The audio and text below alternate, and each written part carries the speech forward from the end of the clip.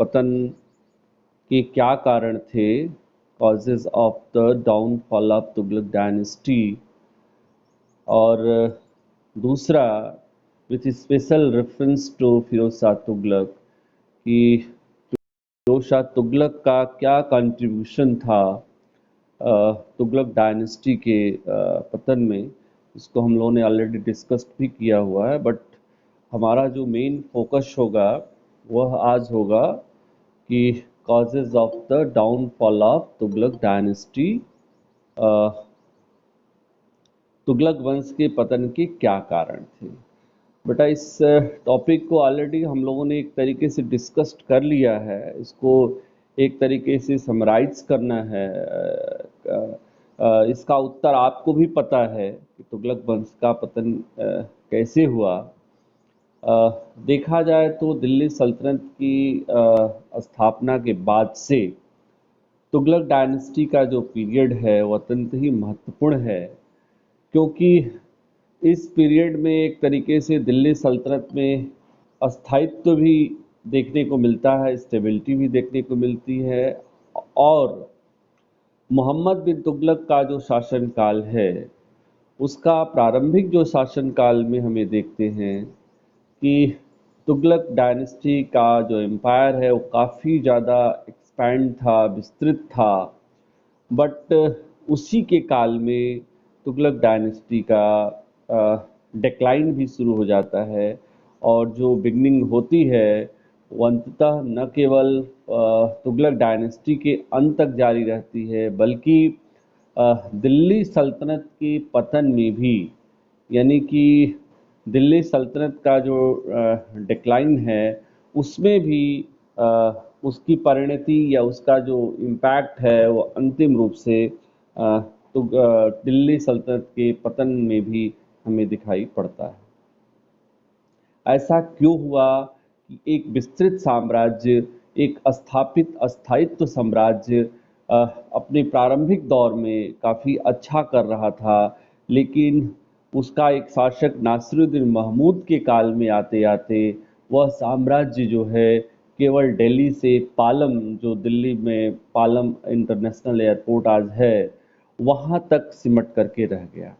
यह एक बहुत बड़ी बात है कि इतना अधिक विस्तृत साम्राज्य इतने छोटे से एरिया में कैसे सिमट करके रह गया। अगर हम इसका एनालिसिस करें तो ये पाते हैं कि सबसे पहले जो तुगलक शासकों की जो साउथ पॉलिसी थी, सादर्न पॉलिसी थी, वह इसके लिए एक तरीके से जो है उत्तरदायी थी। कारण यह है कि जैसा कि हम लोग जानते हैं और ऑलरेडी डिस्कस्ड भी किया हुआ है कि दक्षिण भारत जो है और उत्तर भारत में काफ़ी कुछ डिफरेंट था, है ना। वहाँ की जोग्राफिकल कंडीशन, वहाँ की जो आपकी इंफ्रास्ट्रक्चर था, वहाँ का जो दिल्ली से जो दक्षिण का जो डिस्टेंस था, जो क्लाइमेट था, ये सारी चीज़ें जो थी अलग थी। यही कारण था कि पहला ऐसा शासक अलाउद्दीन खिलजी था जिसने दक्षिण भारत के बारे में अपनी एक पॉलिसी तो बनाई, लेकिन वह केवल टैक्स पेइंग स्टेट बनाना चाहता था, उनको अपना सब्जेक्शन में लाना चाहता था। बट जो है he did not try to occupied, है ना, साउदर्न स्टेट इन दिल्ली सल्तनत, है ना। उसने कभी भी दिल्ली सल्तनत में दक्षिण के राज्यों को शामिल करने का, मिलाने का कोई प्रयास नहीं किया, है ना। तो इसलिए वह सफल भी रहा, हम लोगों ने देखा। But Mohammad bin Tughlaq was the first Muslim ruler in Tughlaq dynasty who tried to occupy southern state in Delhi Sultanate. Mohammad bin Tughlaq पहला ऐसा तुगलक वंश का शासक था जिसने दिल्ली सल्तनत में दक्षिण भारत के राज्यों को मिलाने का प्रयास किया, और यही कारण था कि वह जो है इसमें असफल हुआ। और हम लोगों ने ये देखा कि प्रारंभिक दौर में वह भले ही इसके लिए प्रयास किया, लेकिन इसका परिणाम बहुत ही बुरा रहा।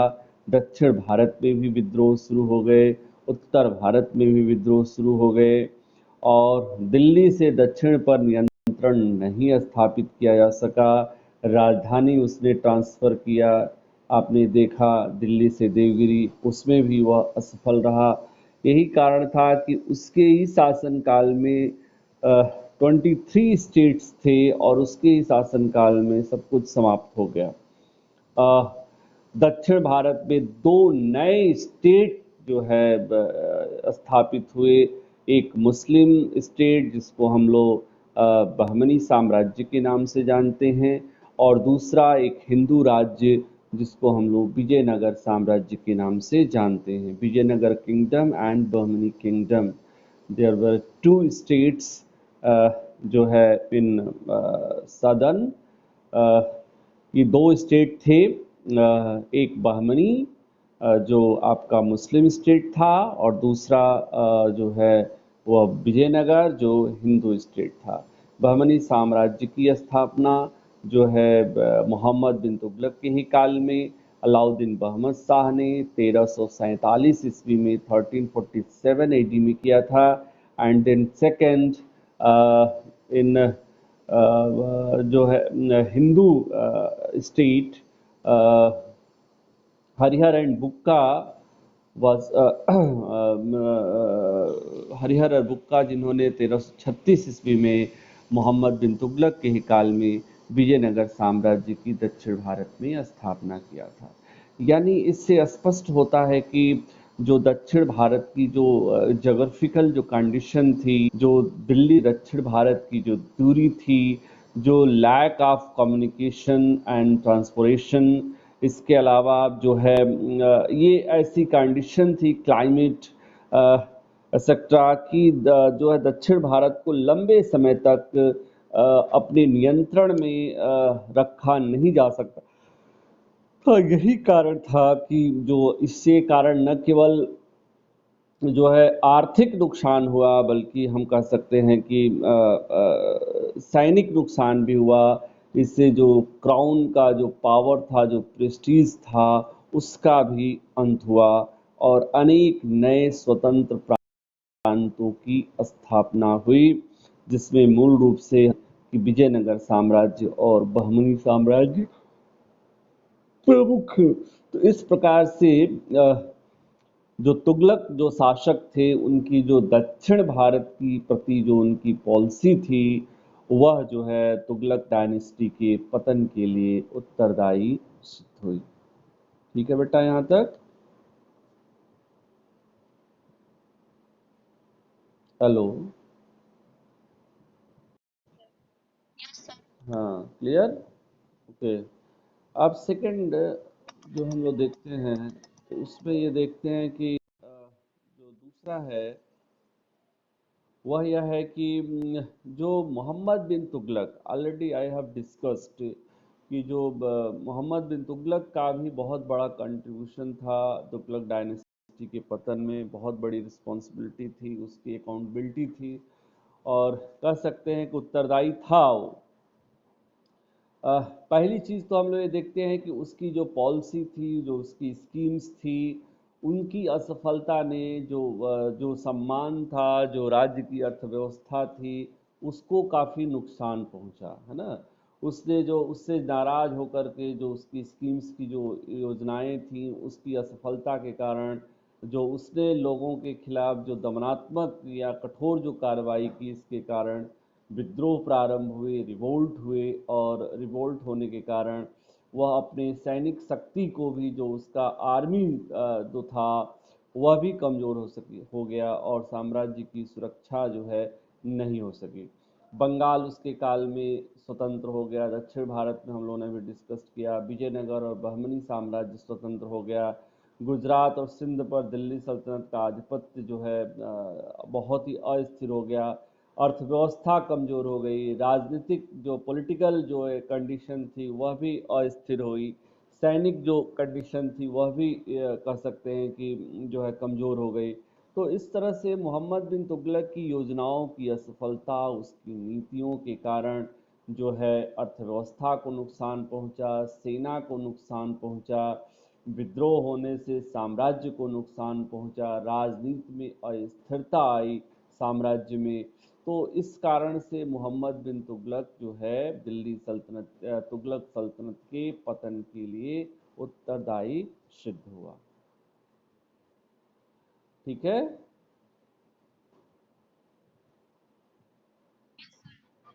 हाँ, समझ में आ रहा है बेटा ना।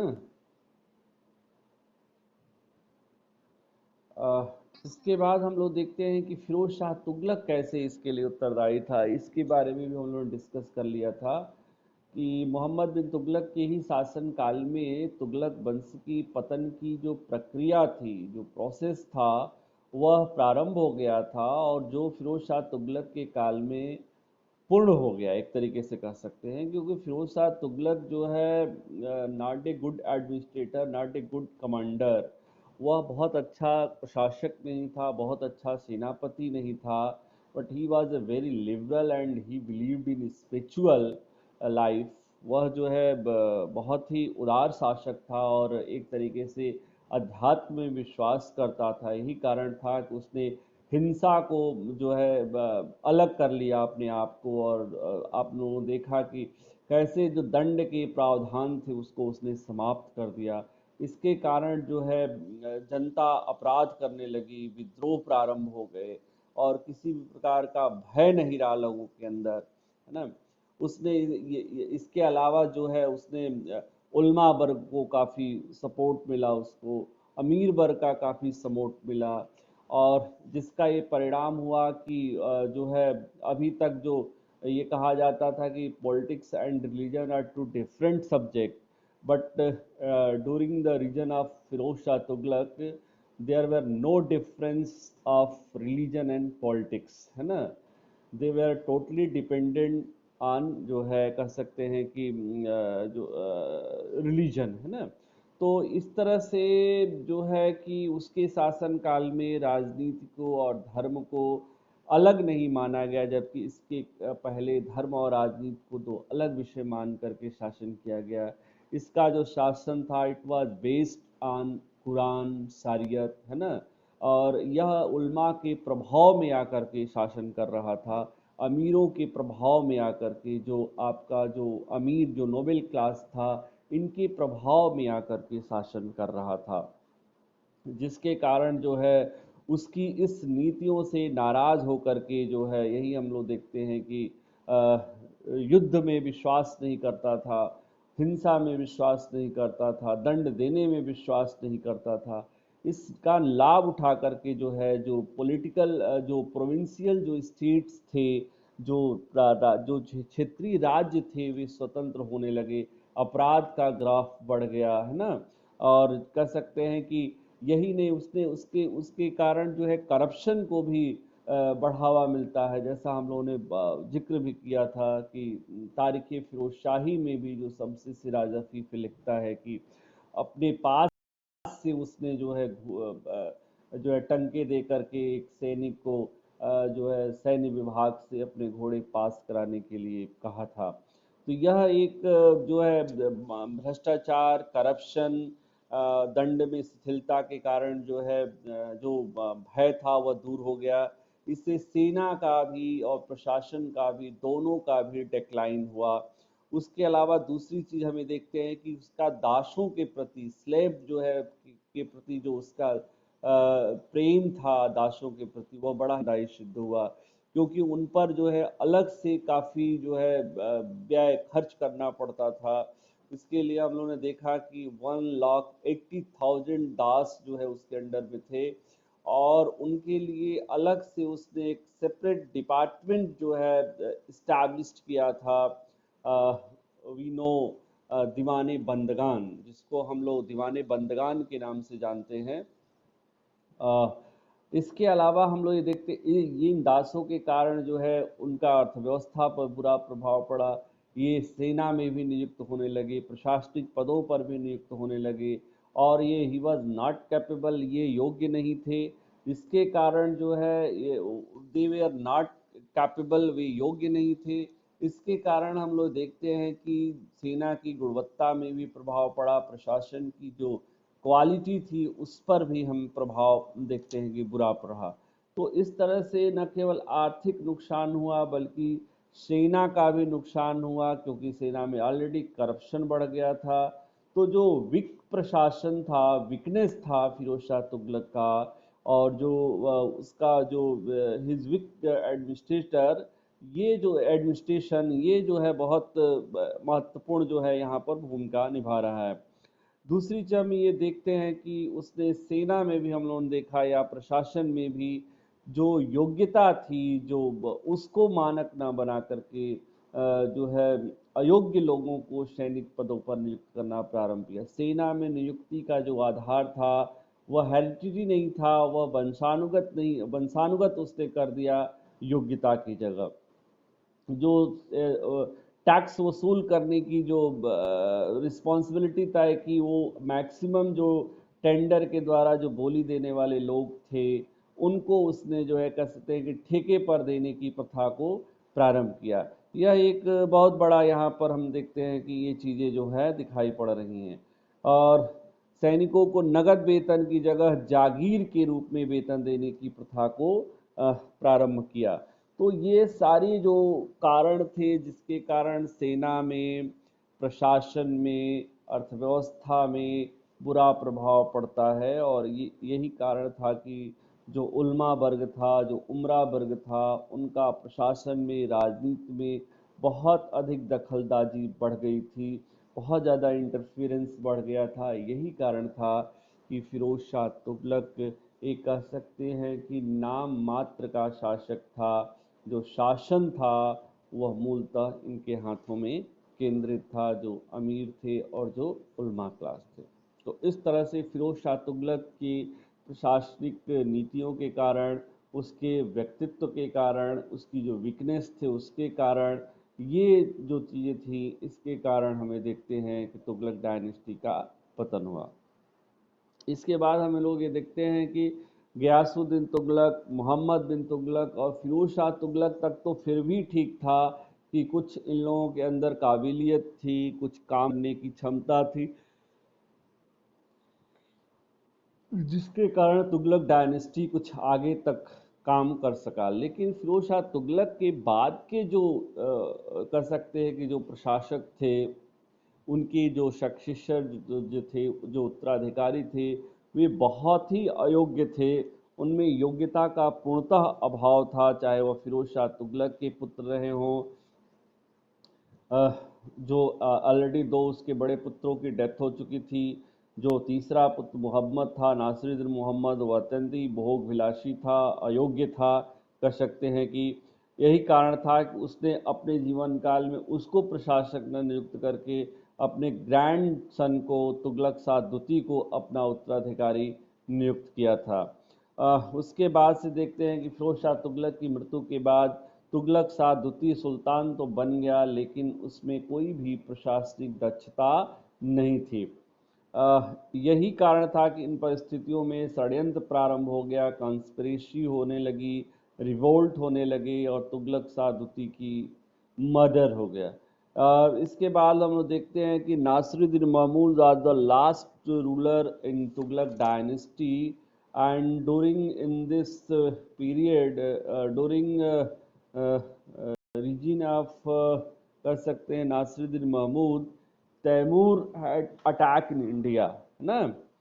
और इसके बाद जो है इसके ही काल में हम लोग अभी जिक्र किए थे कि दिल्ली जो साम्राज्य था वो केवल जो है दिल्ली से पालम तक सिमट करके रह गया था, और जो कमियां थी उसको अंतिम रूप से खत्म करने का प्रयास किया तुगलक तैमूर लंग ने, तैमूर शाह ने। इसी के शासनकाल में तैमूर शाह ने आक्रमण किया, और हम लोगों ने देखा कि किस तरह से जो है साम्राज्य केवल दिल्ली से पालम तक जो सिमट करके रह गया था, तैमूर के आक्रमण के कारण जो है भयभीत होकर के दिल्ली से भाग करके गुजरात चला गया था। इसके बाद दिल्ली पर वो कभी भी प्रभावशाली नियंत्रण स्थापित नहीं कर सका। इसकी मृत्यु के साथ ही हम लोग देखते हैं कि तुगलक डायनेस्टी का अंत हो गया। इस प्रकार फिरोज शाह तुगलक के जो दुर्बल, जो वीकेंड, जो वीक, जो कह सकते हैं कि कमजोर जो उत्तराधिकारी थे, जो साम्राज्य को संगठित करने में, ऑर्गेनाइज्ड करने में दक्षतापूर्वक या प्रशासनिक तरीके से शासन चलाने में असमर्थ थे, उनके कारण भी कह सकते हैं कि तुगलक डायनेस्टी का पतन हुआ। इसके बाद हम लोग ये देखते हैं कि जो तैमूर का ऑलरेडी हम लोगों ने डिस्कस किया हुआ है कि तैमूर लंग ने जो है मंगोल था, उसने जो है भारत पर ये नासिरुद्दीन महमूद के समय में आक्रमण किया 1398-99 ईस्वी में। और इसके आक्रमण के बाद तो जो कुछ भी अवशेष बचे थे तुगलक डायनेस्टी के, चाहे वह राजनीतिक हो, प्रशासनिक हो, आर्थिक हो, चाहे सैनिक हो, वह जो है समाप्त हो गया, नुकसानदायी सिद्ध हुआ।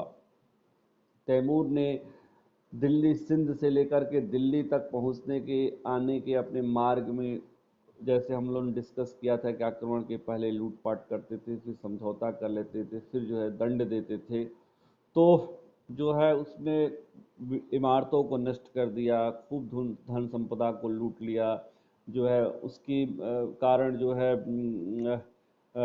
जो शरीर, जो लोगों की डेथ हुई थी, उनकी बॉडी जो है सड़ने लगी थी, है ना। काफ़ी जो है महामारी, प्लेग जो है कह सकते हैं कि पैंडेमिक जो है महामारी का कंडीशन उत्पन्न हो गया था। और इसके पहले दिल्ली सल्तनत ऑलरेडी पहले से ही एक तरीके से विखंडित हो चुकी थी। आक्रमण के बाद तो दिल्ली और उसके आसपास का सभी एरिया कह सकते हैं कि समाप्त हो गया। राज चाहे वह राजकोष हो, चाहे राजधानी हो, ये सब कुछ जो है समाप्त हो गया। इसी में हम लोगों ने अभी डिस्कस किया कि वह तैमूर के आक्रमण के लिए दिल्ली जब आक्रमण किया, दिल्ली से भागकर नासिरुद्दीन महमूद गुजरात चला गया और फिर जो है शासन नहीं किया। उसके शासनकाल, उसके बाद से जो है उसका जो वजीर था मल्लू शाह, उसने जो है दिल्ली पर अधिकार करके जो है पुनः महमूद शाह को गुजरात से दिल्ली ला करके सिंहासन पर बैठाया, लेकिन वह स्वयं जो है शासन करता रहा। इसके बाद दूसरी बार नासिरुद्दीन महमूद हम देखते हैं कि दिल्ली छोड़कर जाने के लिए बाध्य हुआ और कन्नौज चला गया। फिर जो है तत्पश्चात जो है पंजाब के सूबेदार दौलत खां ने वजीर जो मल्लू खां था उसकी हत्या करके दिल्ली पर अधिकार कर लिया। और ये जो है एक तरीके से संक्रमण का पीरियड था, जहां पर नासिरुद्दीन महमूद जो है कर सकते हैं कि बहुत ही नाम मात्र का शासन शासन कर रहा था। सत्ता की बागडोर जो है, जो अमीर क्लास थे, जो जो सरदार थे, उनके हाथों में। और नासिरुद्दीन महमूद की मृत्यु के साथ ही 1412 ईस्वी में तुगलक वंश के शासन का अंत हो गया। इस प्रकार तैमूर के आक्रमण के कारण दिल्ली सल्तनत का जो तुगलक वंश था, उसके सम्मान को, उसकी शक्ति को काफी ठेस पहुंचा और वह जो है एक तरीके से अवसान काल में चला गया।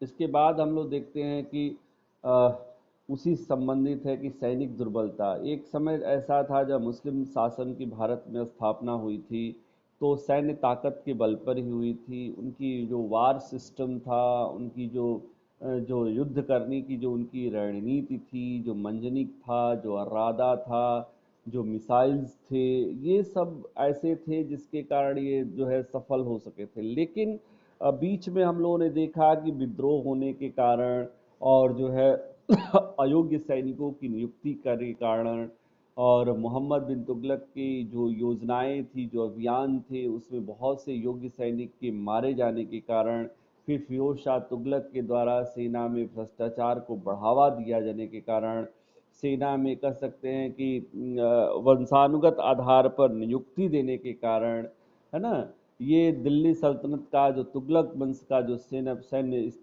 जो आर्मी जो सिस्टम था वह काफी कमजोर हो गया। यही कारण था कि तैमूर लंग को भारत में विजय प्राप्त करने में कोई भी दिक्कत का सामना नहीं करना पड़ा। इसके अलावा जो है ये भी हमने एक चीज देखा कि दिल्ली सल्तनत की सैन्य व्यवस्था की सबसे बड़ी जो कमजोरी थी कि केंद्र का नियंत्रण जो है सेना के ऊपर नहीं रहा, और जो प्रांतीय जो स्टेट थे, जो अमीर थे, उनके पास भी अपनी सेना हुआ करती थी। आवश्यकता के अनुसार वे सेंट्रल में जो है अपना सहयोग करते थे। यही कारण था कि जब तुगलक डायनेस्टी का जो केंद्रीय जो भाग है वह जब कमज़ोर होता है तो प्रांतों से या अमीर क्लास से जो सैनिक सहयोग मिलता था विद्रोह को दमाने के लिए या अटैक को रोकने के लिए, वह यहाँ पर नहीं मिलता हुआ दिखाई पड़ रहा है। क्योंकि क्योंकि केंद्र की कमजोरी का लाभ उठा करके प्रांतीय राज्यों ने अपने आप को स्वतंत्र घोषित कर दिया था, है ना। तो ये यहाँ पर एक चीज हमें दिखाई पड़ती है कि जो सैनिक दुर्बलता थी उसके कारण भी दिल्ली सल्तनत का पतन हुआ। इसके बाद हम लोग देखते हैं कि आर्थिक जो वीकनेस थी कि शुरू में जो है एक तरीके से जो राजकोष था, जो ट्रेजरा था, वह एक तरीके से समाप्त हो गया था, खजाना खाली हो गया था। ताकि क्योंकि युद्ध में स्कीम्स में हम लोगों ने देखा था कि बहुत ज़्यादा पैसा इन्वेस्ट किया गया था और उसमें काफ़ी कुछ खत्म हो गया। फिरोज शाह तुगलक के समय में भी हम लोगों ने देखा जन कल्याणकारी कार्य कराए जा रहे हैं तो दासों पर भी पैसा खर्च किया जा रहा है। जो टैक्सेस हैं वो समाप्त कर दिए जा रहे हैं, केवल 24 टैक्स की जगह केवल 4 टैक्स शरीयत के अनुसार जिजिया, जक़ात, खराज और खुम्स जो है लिया जा रहा है। लेकिन अन्य सोर्सेज बढ़ाने के, सोर्स ऑफ इनकम बढ़ाने का कोई प्रयास नहीं किया जा रहा है। तो कृषि उत्पादन घट गया, निर्यात घट गया, आयात बढ़ गया और व्यापार वाणिज्य कमजोर हुआ। तो आर्थिक स्थिति भी विभिन्न योजनाओं की असफलता, विद्रोह और अनावश्यक खर्च, भ्रष्टाचार के कारण भी जो हमारी दिल्ली सल्तनत की तुगलक काल की जो अर्थव्यवस्था वह भी जो है हम देखते हैं कि काफ़ी खराब रही, जिसके कारण ये जो है, अगर सामान्य सी बात है कि अर्थव्यवस्था मजबूत होती है तो सेना पर विकास के लिए काफ़ी पैसा खर्च किया जाता है। इस लेकिन अर्थव्यवस्था ठीक होने के कारण न तो सेना को ट्रेंड किया जा सकता, न ही उनके लिए अच्छे अस्त्र शस्त्र जो है जो वेपन्स हैं उपलब्ध कराए जा सकते हैं, न ही जो है उनको अच्छा ट्रेनिंग दिलाया जा सकता है। ये जो फैक्टर थे जिसके कारण जो है दिल्ली सल्तनत का पतन हुआ। इस प्रकार से हमें देखते हैं कि तुगलक वंश के पतन के लिए, यानी तुगलक डायनेस्टी के पतन के लिए, डाउनफॉल के लिए किसी एक घटना या एक कारण को, नॉट ए सिंगल रीजन या कॉजेज जो है, ये जो है कि आपका तुगलक वंश के पतन के लिए उत्तरदायी नहीं था, बल्कि कई कारण थे जिसका मैंने अभी जिक्र किया कि चाहे वह मोहम्मद बिन तुगलक की नीतियां रही हों, चाहे फिरोज शाह तुगलक की नीतियां रही हों, चाहे तुगलक शासकों की दक्षिण भारत के प्रति नीतियां रही हों, चाहे फिरोज शाह तुगलक का खुद का कमजोर व्यक्तित्व रहा हो, चाहे अध्यात्म में जो है इस्लाम में उसके विश्वास करने की जो आस्था को राजनीति में प्रभावित करने की जो नीति रही हो, या शाह तुगलक की जो कमजोर उत्तराधिकारी थे उनके कारण भी, तैमूर के आक्रमण के कारण भी, है ना, ये जो है सैनिक दुर्बलता और आर्थिक दुर्बलता के कारण भी तुगलक डायनेस्टी का यहाँ पर अंत हुआ, यानी तुगलक वंश का पतन हुआ।